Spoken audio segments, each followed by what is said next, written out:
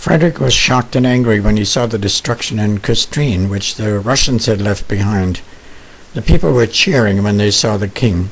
He promised to punish the Russians, but he knew that the enemy had many more well-rested troops than he. A frontal attack was completely out of the question, and again he had to use his sneaky tactics. He directed a devastating fire on the Russian defenses, thus making them think that the attack would follow, while he managed to cross the Oder River at a point between two Russian armies without being observed. Frederick knew that the battle would be fierce. The Russian general had only in the early morning hours received news that Frederick had managed to cross the Oder unobserved. The king opened the engagement with 60 heavy pieces of artillery. The Russians fought desperately, knowing how determined Frederick and his men were. The superior strength of the Russians made Frederick's troop buckle under. The king rode up to his English general and demanded that the reserves that he had waiting be immediately thrown into the battle, and his cavalry and the command of General Seydlitz saved the day, but at enormous losses on both sides.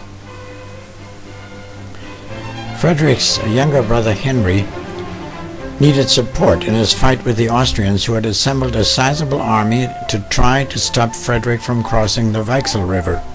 The Austrians, having learned their lesson from Frederick, attacked his camp in the middle of the night.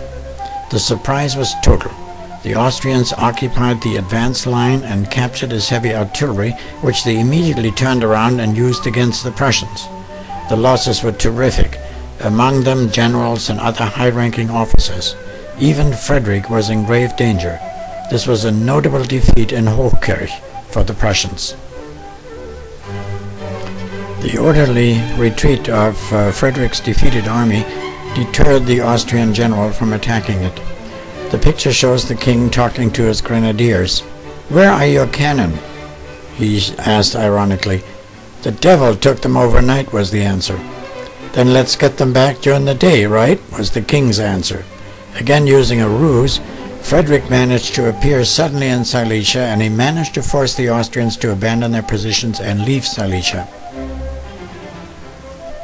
Kunersdorf, August 1759. Frederick was really in bad shape. His best generals had fallen, his troops had taken heavy losses, and his two enemy armies, the Russians and the Austrians, had joined their forces in Kunersdorf near Frankfurt-Oder.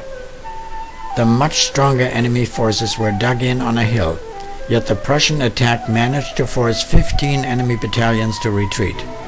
Fresh enemy troops arrived, however, to reinforce their troops. Using his proven tactic, Frederick commits his reserves. 2 horses had been shot out from under him, a bullet was deflected by his cigarette case, and the king stands openly on a hill, completely exposed, almost as if he wants to get killed. Only the quick action of one of his hussars saves his life.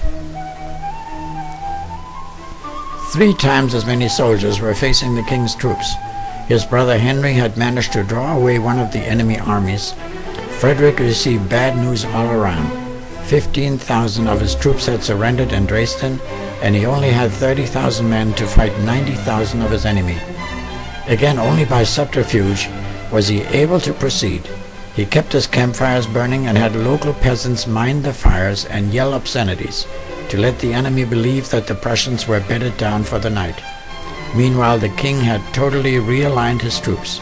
The picture shows Frederick brooding in front of a fire and hatching plans for the morning's attack. The Austrians launched the attack in the morning and found the camp empty. They reasoned that the Prussians had fled and immediately tried to follow the enemy. But Frederick had another trick up his sleeve. His troops were not fleeing, but waiting for the Austrians. The Austrians were not in attack formation, but the Prussians were, and they managed to beat the Austrians decidedly. The picture shows the scene where the king congratulates his soldiers for a battle well fought. Frederick was surrounded by his enemies. The Russians had entered Berlin and burned and robbed. Even the castle was emptied of all valuables. When the Russians heard that the king was approaching, they left the city. Frederick was in Saxony and prepared to defeat his old nemesis, General Daun of Austria, once and for all. Daun's cannons decimated the Prussian army. Frederick lost 2 generals and 4 regimental commanders. He himself was slightly wounded. Frederick broke off the fight for the night and took shelter in a local church.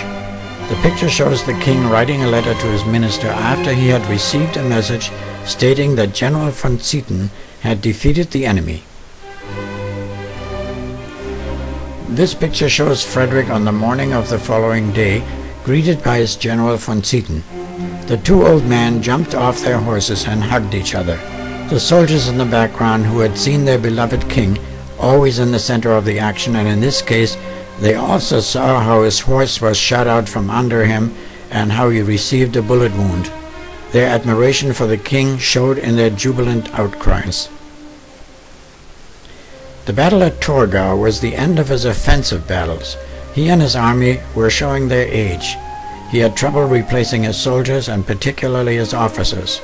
The government in England changed and the new one dissolved its contract with the Prussians. The French, upon hearing this, as well as the Austrians, started to plan new campaigns. Diplomacy worked only up to a point. This picture shows the king meeting his dragoons and telling them not to slouch. They, knowing that the king liked witty comebacks, replied that it wouldn't hurt if he were to sit up straight himself.